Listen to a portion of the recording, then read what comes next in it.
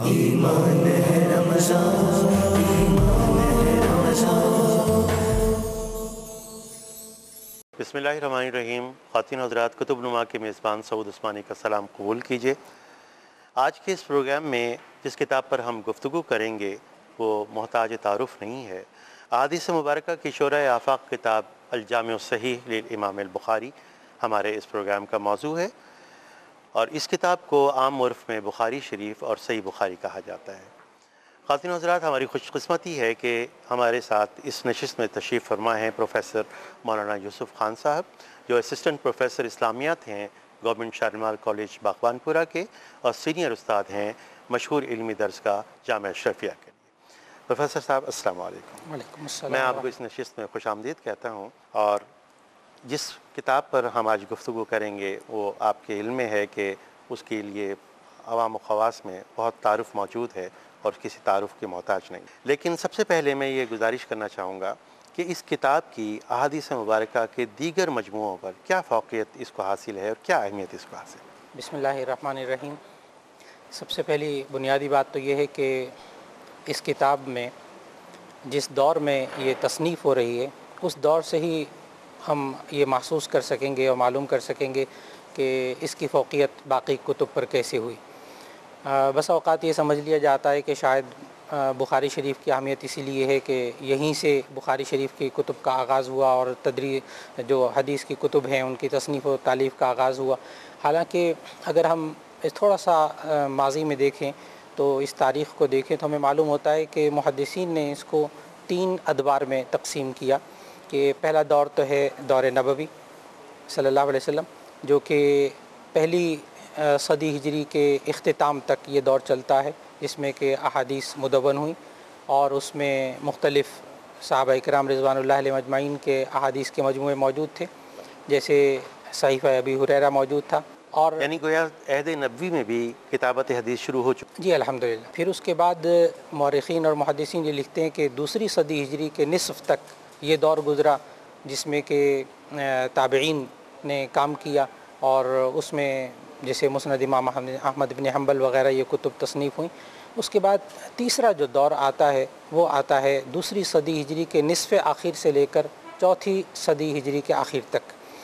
یہ جو درمیان کا دور ہے اس میں اصل میں صحاح 6 صحیح ترین حدیث کی کتابیں تالیف کی گئیں، ان میں سے ایک جو ہے وہ امام بخاری رحمہ اللہ کی کتاب الجامع الصحیح للبخاری ہے۔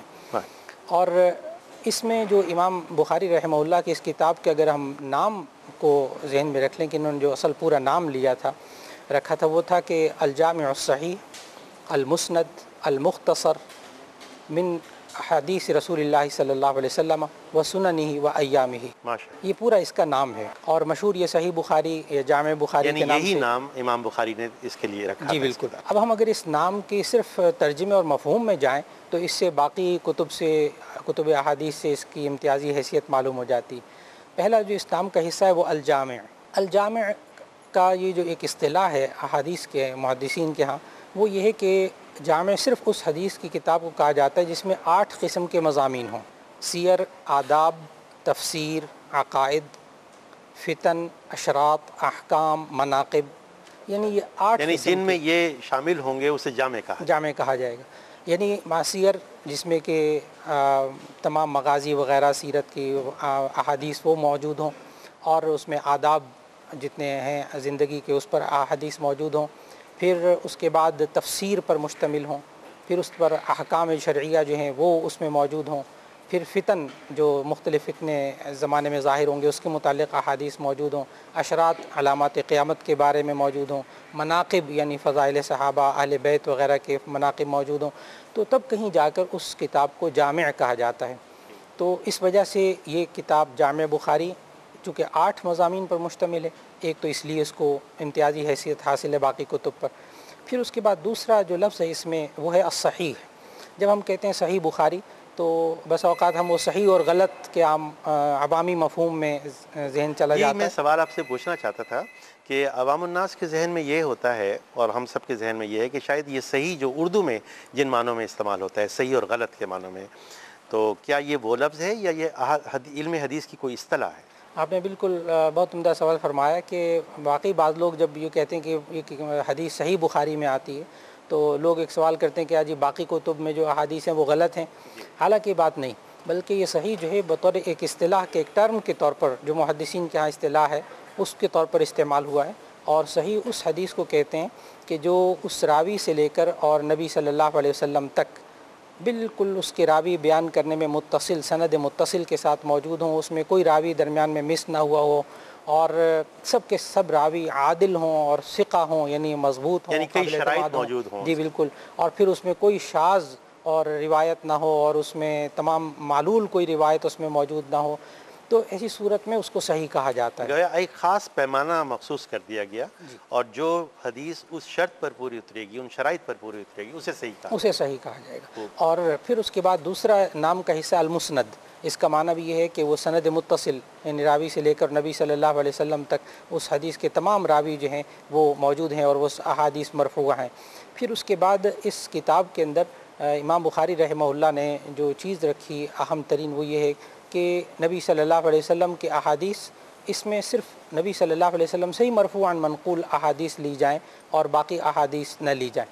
اور یہ اس وجہ سے امتیاز سامنے آتا ہے کہ دوسری صدی ہجری میں چونکہ جو کتابیں احادیث کی لکھی گئیں وہ یا مسندات ہوتی تھیں. مسند اس کتاب کو کہتے تھے کہ ایک راوی کے سے جو احادیث منقول ہیں ان کو ایک کتاب میں جمع کر دیا جائے.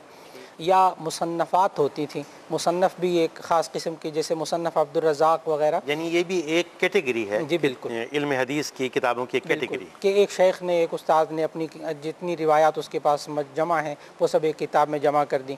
لیکن امام بخاری رحمہ اللہ کے دور میں جیسے مصنف عبد الرزاق، جی مصنف ابن ابی شیبہ. جی تو مصنف ابن اب ابی اس شیبہ. کے بعد پھر امام بخاری رحمہ اللہ نے یہ کیا کہ نہیں، صرف جو صحیح کی شرط پر پوری اترتی ہوں احادیث صرف انہی کو جمع کیا جائے. چنانچہ امام بخاری رحمہ اللہ نے پھر ان روایات کو اس کے اندر جمع فرمایا.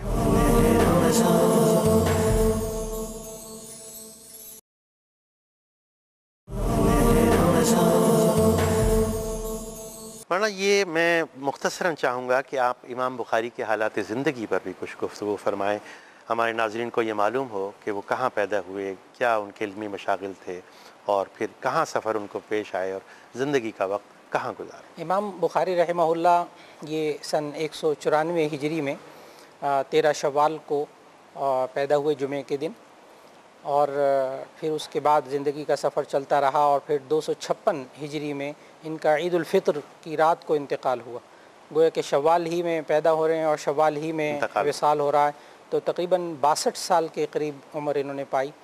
اور ابتدائی تعلیمی دور تو اپنے بخارا میں جہاں پیدا ہوئے وہیں تعلیم حاصل کی، اور پھر مختلف شیوخ سے پڑھتے پڑھاتے 18 سال کی عمر میں الحمدللہ مسند تدریس پہ فائز ہو گئے. 18 سال کی عمر، بہت کم عمری میں. جی بالکل. پھر اس کے بعد ان کا درس حدیث، اور پھر اس کے بعد ان کا حافظہ اور ان کے حافظے کے جو واقعات کتب میں لکھے گئے، اس کی بنیاد پہ تاریخ کا ایک اہم حصہ ہے یہ بات کہ انہوں نے مختلف شیوخ سے تقریباً 1000 اساتذہ سے انہوں نے احادیث کو جمع کیا، اور ان کے لیے پھر کہاں کہاں سفر کیا، جس میں بصرہ وغیرہ اور مکہ مکرمہ، مدینہ منورہ، اور خود مدینہ منورہ میں بیٹھ کر تصنیف کو مکمل کرنا، اور پھر یہ عمل جاری رہا. تقریباً 16 سال کے اندر امام بخاری رحمہ اللہ نے اس کتاب کو مدون فرمایا. اچھا یہ فرمائیے کہ سیاہ ستہ میں تصنیف ہونے والی کتب میں سب سے پہلی یہی امام بخاری کی کا یہ مجموعہ ہے، یا اس سے پہلے بھی سیاہ ستہ کی کتابوں میں کوئی وجود میں آ چکی تھی؟ سیاہ ستہ کی جو کتابیں ہیں وہ سب کی سب یہی دوسری صدی ہجری سے لے کر چوتھی صدی ہجری کے درمیان وجود میں آئیں. اور امام مسلم رحمہ اللہ جو کہ 2 صحیح ترین کتابیں کہلاتی ہیں، امام مسلم رحمہ اللہ یہ خود امام بخاری رحمہ اللہ کے شاگرد ہیں. اچھا، وہ ان کے متصل بات. جی بالکل. تو اس سے معلوم یہ ہوتا ہے کہ امام بخاری رحمہ اللہ کی جو یہ کتاب جن شرائط پر لکھی گئی ان شرائط کے مطابق یہ ایک اہم ترین کتاب، اور اس وجہ سے بھی کہ اس کے نام میں ایک لفظ ہے الجامع الصحیح المسند المختصر من احادیث رسول اللہ صلی اللہ علیہ وسلم. تو المختصر سے بھی بات سامنے آتی کہ اتنی موٹی کتاب ہے صحیح بخاری، اس کو بھی مختصر کہا جا رہا ہے. اس کی وجہ یہ ہے کہ اصل میں یہ تقریباً 6 لاکھ احادیث امام بخاری کے پاس تھیں. اللہ اکبر. ان 6 لاکھ احادیث میں سے 9082 احادیث صرف جمع کی ہیں. 6 لاکھ احادیث میں سے 9082 جو کہ جن ان پر کے یہ پیمانے کتاب پر مشتمل ہے، جو ان کے پیمانے پر پوری اتری تو 9082 روایات کو امام بخاری رحمہ اللہ نے اپنی اس کتاب میں جمع فرمایا۔ اب جب 6 لاکھ کو آپ دیکھیں گے تو پھر 9082 مختصر معلوم ہوتا ہے۔ مولانا یہ اس میں جو بخاری شریف کی جو شرائط ہیں، یعنی جن شرائط پر کوئی پورا اترتی ہو کوئی حدیث، اسے امام بخاری نے شامل کیا، مختصراً اس کے بارے میں کچھ بتا سکیں گے آپ؟ امام بخاری رحمہ اللہ نے جو شرائط رکھی ہیں اس روایت کو لینے میں، اس میں سب سے پہلی بنیادی بات تو یہ ہے کہ وہ صحیح حدیث ہو، یعنی اس کی سند اس راوی سے لے کر نبی صلی اللہ علیہ وسلم تک وہ بالکل متصل ہو، اور اس میں کوئی روایت جو ہے وہ شاذ نہ ہو۔ شاذ ایک ایسی روایت کو کہتے ہیں کہ ایک بہت ثقہ راوی ہے، بہت قابل اعتماد راوی ہے، لیکن وہ باقی ایسے صحابہ سے روایات کر رہے ہیں، راویوں سے روایت کر رہے ہیں کہ جو اس کے خلاف روایت کر رہے ہیں، تو اس شاذ روایت کو بھی وہ نہیں لیتے تھے۔ اور اسی طرح اگر وہ عادل اور ثقہ راوی ہوں، اور امام بخاری رحمہ اللہ نے یہ شرط لگائی کہ وہ راوی کی ملاقات اس اپنے شیخ سے جس سے وہ روایت نقل کر رہا ہے اس سے ملاقات ہو باقاعدہ، ان کے ساتھ سفر و حضر میں ان کے ساتھ رہیں، تب کہیں جا کر امام بخاری رحمہ اللہ نے اس روایت کو لیا۔ اور اگر کسی روایت کو کسی راوی نے کہا میں نے فلاں سے نقل کیا ہے، لیکن امام بخاری کے پاس یہ ثابت نہیں ہو سکا کہ ان کی ملاقات نہیں ہوئی، یا یہ ثابت نہیں ہو سکا کہ انہوں نے سفر اور حضر میں سفر جو ہے وہ کیا ہو، تو ایسی صورت میں امام بخاری رحمہ اللہ نے اس روایت کو نہیں لیا۔ یہ وہ کڑی شرائط ہیں کہ جس کی بنیاد پر روایات اور سند کے مضبوطی کو لے کر، اصل میں جو صحیح کا لفظ بولا جائے تو وہ سند کی مضبوطی اتنی زیادہ ہے کہ جو باقی کتابوں سے اس کو ممتاز بھی کرتی ہے۔ اچھا، یہ جب اتنی کڑی شرائط رکھی ہیں امام بخاری رحمۃ اللہ علیہ نے، تو اس کتاب کی تالیف میں تو بہت وقت ان کو درکار ہوا ہوگا اور بہت مدت لگی ہوگی، کہ اس کے تالیف کتنے عرصے میں مکمل ہوئی؟ یہی وجہ ہے کہ امام بخاری رحمہ اللہ نے یہ تالیف تقریباً 16 سال میں مکمل 16 سال۔ اندازہ یہ ہوتا ہے کہ امام بخاری رحمہ اللہ نے جب یہ کتاب تالیف فرما لی تو پھر امام احمد ابن حنبل کے سامنے اس کو پیش کی، اپنے استاد یحییٰ ابن معین کے سامنے پیش کی، اور یہ حضرات سب 3 صدی ہجری کے آغاز کے حضرات ہیں۔